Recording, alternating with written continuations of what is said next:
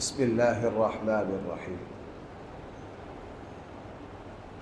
الحمد لله رب العالمين، والصلاة والسلام على سيد المرسلين وعلى آله وأصحابه أجمعين. أما بعد فأعوذ بالله من الشيطان الرجيم. بسم الله الرحمن الرحيم.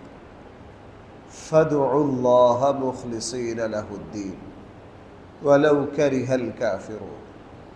رفيع الدرجات ذو العرش يلقي الروح من أمره على من يشاء من عباده لينذر يوم التلاق يوم هم بارزون لا يخفى على الله منهم شيء لمن الملك اليوم لله الواحد القهار. اليوم تجزى كل نفس بما كسبت لا ظلم اليوم إن الله سريع الحساب. صدق اللہ مولانا العظیم.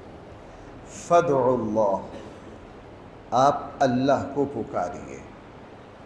بھائی کس کو پکاریے؟ اللہ کو پکاریے. اسلام میں مدد کے لیے جو پکار ہے، اسباب سے اوپر فوق الاسباب مدد کا جو اختیار ہے بھائی، وہ صرف اور صرف کس کا ہے؟ اگر کسی کو کوئی اشکال ہو تو بدر کی رات آقا کریم صلی اللہ علیہ وسلم کی جو بدر کی رات ہے، جس صبح کو جنگ بدر ہونی ہے، کسی بھی سیرت کی کتاب میں آقا کریم صلی اللہ علیہ وسلم کی اس رات کا مطالعہ کر لیجیے.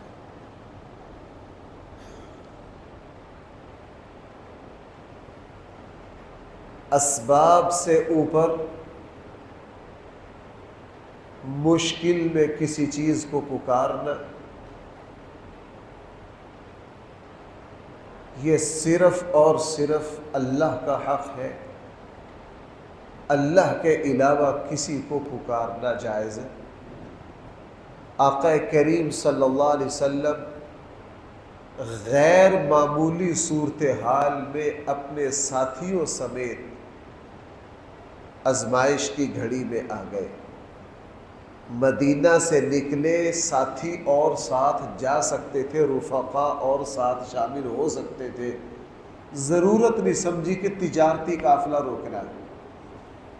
کس کو روکنا ہے؟ جنگ مقصد ہی نہیں تھی.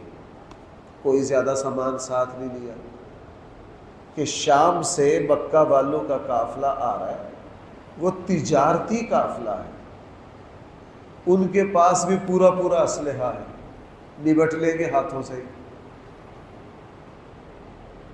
ان حضرات کو پتہ ہی نہیں کہ بدر پہنچتے پہنچتے صورتحال تبدیل ہو جائے گی. مکہ کا قافلہ سمجھداری سے خطرہ محسوس کر کے رستہ بدل کے سمندر کے کنارے نکل گیا، اور احتیاطاً ایک بندہ مکہ بھیجا کہ تمہارا قافلہ خطرے میں. اور ابو جہل پوری جنگی تیاری کے ساتھ، اپنی پوری رعونت اور فرعونیت کے ساتھ بدر پہنچ گئے. ان حضرات کو پتہ ہی نہیں کہ صورتحال یکدم کیا ہو رہی ہے، تبدیل ہو رہی ہے. یہ تو جب سامنے قافلہ آیا پھر پتہ چلا کہ اوہو، ہم تو آئے تھے تجارتی قافلہ روکنے، وہ 70-80 بندوں پر مشتمل تھا. یہ کیا؟ اب صورتحال وہ تھی جو اسباب کے تحت بہت سنگین تھی. آقا کریم صلی اللہ علیہ وسلم نے اللہ کے سامنے، آج بھی مسجد عریش ہے، وہاں جائیں، بدر کے کنارے پر آقا کریم صلی اللہ علیہ وسلم جہاں ساری رات اللہ سے پتہ نہیں کیا کیا باتیں ہوئی. آج وہاں عظیم الشان مسجد ہے. بندہ جب وہاں سجدہ کرتا ہے تو سجدے میں عجیب لذت آتی ہے کہ میں وہاں سجدہ کر رہا ہوں جہاں آقا دو جہاں صلی اللہ علیہ وسلم نے ساری رات اپنے اللہ سے فریاد کی تھی۔ پورے قرآن کریم میں انبیاء کے مشکل لمحات کا تذکرہ ہے۔ حضرت ایوب کا مشکل لمحہ کا تذکرہ ہے، حضرت یونس علیہ السلام کے مچھلی میں کے پیٹ میں جانے کے، حضرت زکریا و حضرت یحییٰ، حضرت مریم علیہ السلام پر دیکھیے نا، ایک بالکل ابتدائی جوانی کی عمر، اور پیچھے بڑی نسبت، بہت بڑی شخصیت کی بیٹی، خاندان نبیوں کا۔ بھائی خاندان کن کا؟ نبیوں کا۔ امید ہو گئی، اندر سے تو سمجھ رہی تھی کہ میرا جو کچھ سلسلہ ہو رہا ہے یہ آسمان سے ہو رہا ہے، لیکن لوگوں کی زبانوں کو کون بند کرے گا؟ بعض دفعہ بندہ اندر سے 100% سچا ہوتا ہے، لیکن لوگوں کی زبانیں انسان کو تلوار سے بھی زیادہ بے دردی کے ساتھ کاٹتی ہیں۔ حضرت مریم بتانے کی اجازت نہیں، وہ لمحہ آ گیا، فحملته فانتبذت به مكانا فأجاءها المخاض إلى جذع النخلة۔ سمجھ رہی تھی کہ میرے قریب تو کوئی بشر آیا نہیں، سمجھ رہی تھی کہ میرا یہ سارا معاملہ کہاں سے ہو رہا ہے؟ آسمان سے۔ پھر بھی زمانے کو کون منہ دے گا؟ زبان سے نکل گیا، یا لیتنی مت قبل هذا وکنت نسیا منسیا۔ کاش میں اس سے پہلے مر چکی ہوتی، میں مٹ چکی ہوتی، بھلا دی گئی ہوتی، نسیا منسیا۔ آگے الفاظ پتہ کیا ہے؟ فناداها من تحتها، پھر اللہ تعالیٰ کی طرف سے آواز آئی، اللہ تحزنی، غمزدہ نہ ہو، قد جعل ربک تحتک سریا وَهُزِّي إِلَيْكِ بِجِذْعِ النَّخْلَةِ۔ اس مرحلہ سے تنِ تنہا اللہ نے اپنی قدرت کے تحت گزارا حضرت مریم کو، اور آگے جو ساری دیکھ لیجیے اللہ کے معاملات۔ اس لیے میرے بھائیوں، میں آپ سے زیادہ کمزور ہوں، آپ کا مجھے پتہ نہیں۔ انسان جب کسی بھی چھوٹی سی پریشانی اور الجھن میں آتا ہے، اور انسان جب اپنے اسباب پر نظر ڈالتا ہے کہ میرے پلے تو ہے کچھ نہیں، لیکن اس موقع پر جب اللہ کو پکارتا ہے، کس کو پکارتا ہے؟ اللہ کو پکارتا ہے۔ وہ اللہ مشکلوں کو یوں حل کرتے کہ بندہ خود حیرت میں آ جاتا، اچھا میں یوں نکل آیا ہوں ان مشکلات سے۔ اس لیے یہاں آغاز ہو رہا ہے کس سے؟ فدعوا اللہ، کس کو پکاریے؟ اللہ کو پکاریے۔ مخلصین لہ الدین، دین کو اسی اللہ کے لیے خالص کیجیے، دین کو اسی اللہ کے لیے خالص کیجیے، جو بھی کیجیے صرف اور صرف کس کے لیے؟ اللہ کے لیے۔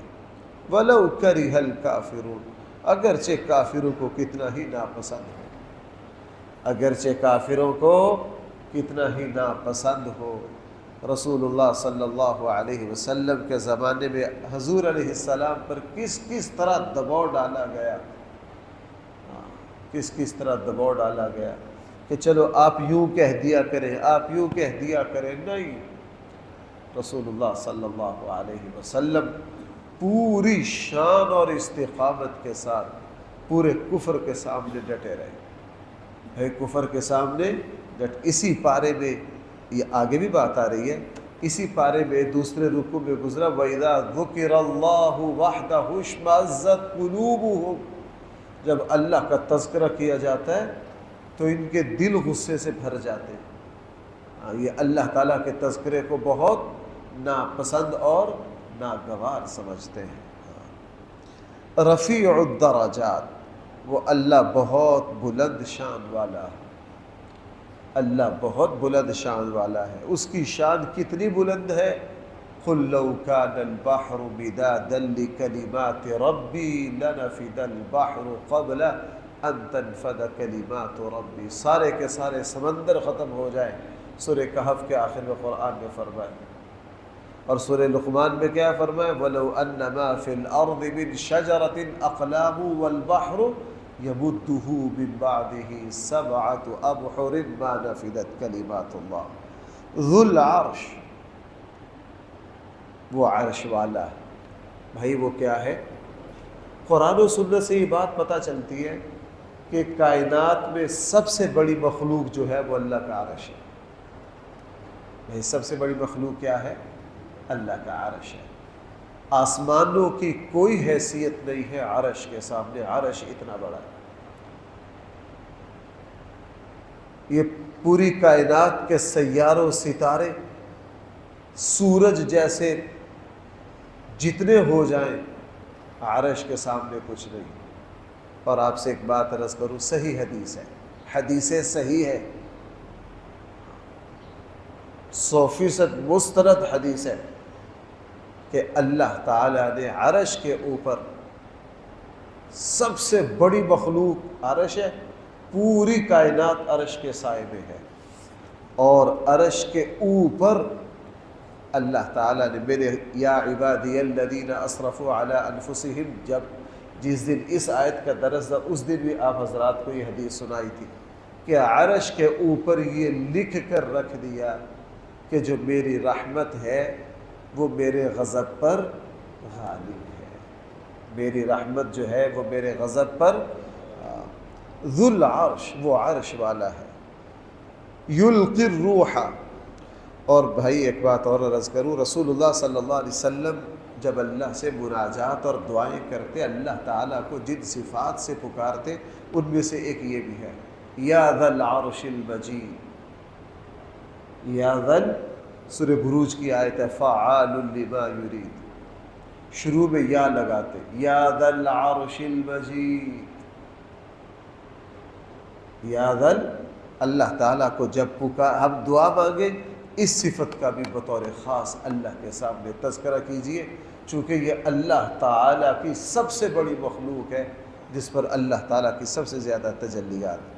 یلقی الروح، آگے قرآن نے کیا الفاظ کہے، لفظ استعمال کیا روح، مراد وہی ہے. بھائی توجہ کرنا ذرا، لفظ کیا استعمال کیا؟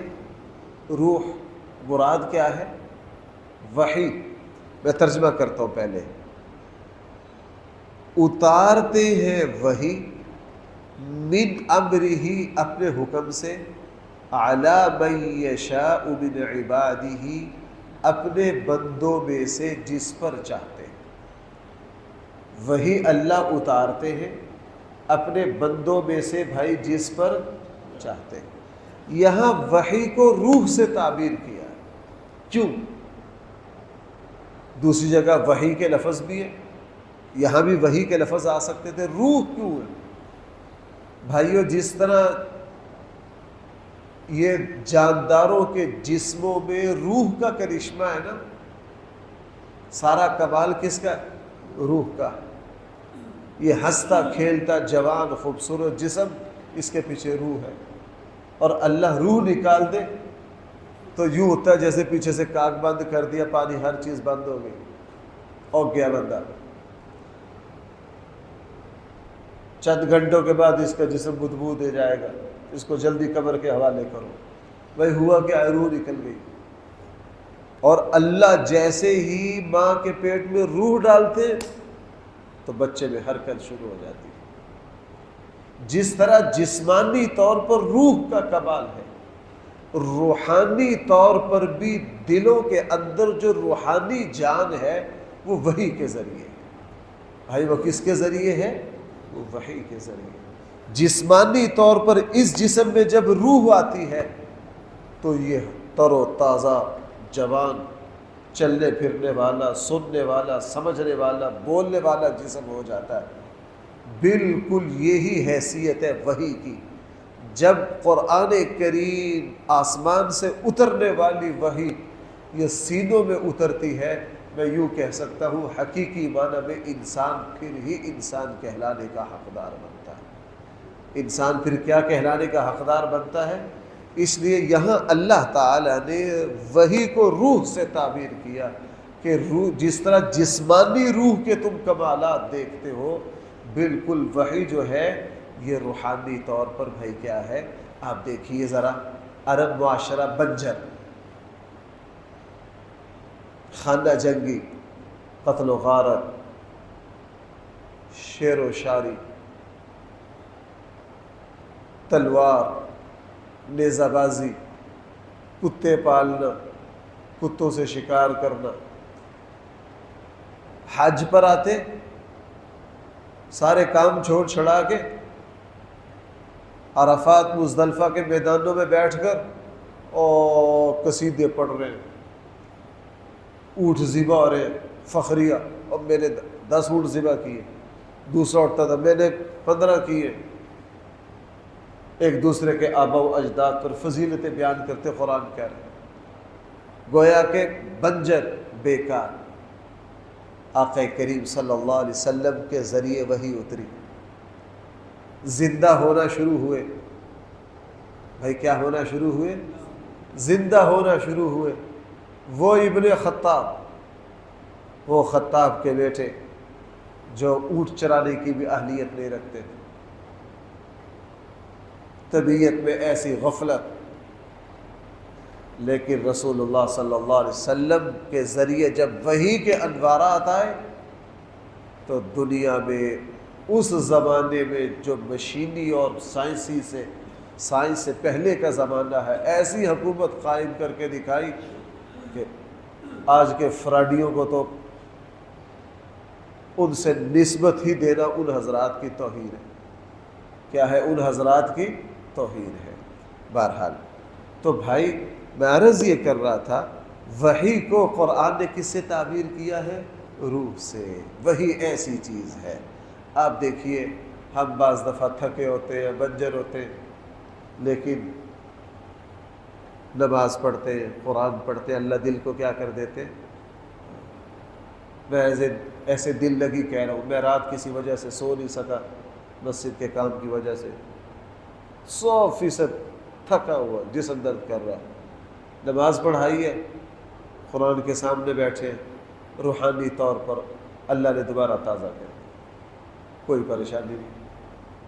آپ کے ساتھ بھی ایسا ہوتا ہوگا، طبیعت بجھی ہوئی ہے، قرآن کی چند آیتیں سنی، چند آیتیں پڑھی، بھائی کیا ہو گیا؟ دل آباد ہو گیا. اللہ کا نام لیا، لا الہ الا اللہ، لا الہ الا اللہ. تو بھائی میں سمجھانا یہ چاہتا ہوں، جس طرح روح اس جسم میں جان حرکت پھونک دیتی ہے، بالکل اسی طرح وحی جو ہے وہ انسان کے دل کو کیا کر دیتی ہے؟ منور کر دیتی ہے. اس لیے یہاں قرآن روح کہہ کر مراد وحی ہے.